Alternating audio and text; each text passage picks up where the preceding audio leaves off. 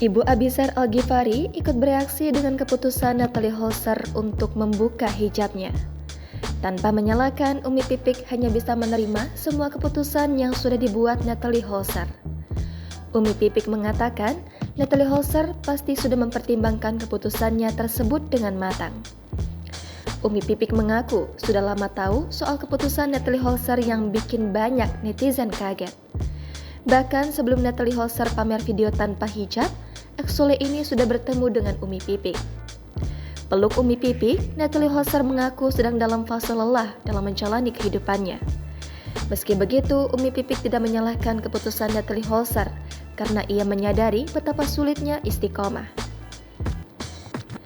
Umi Pipik menilai bahwa melepas hijab merupakan sebuah proses Natalie Holzer dalam mencari Allah Subhanahu wa Ta'ala. Sentil susahnya istiqomah, Umi Pipik hanya berusaha untuk selalu berada di samping Natalie Holzer apapun keadaannya. Umi Pipik juga tidak merasa kecewa dengan Natalie Holzer yang memutuskan untuk membuka hijab. Istri mendiang Ustadz Jafri Al-Bukhari ini justru akan terus mendampingi perjalanan religi Natalie Holzer.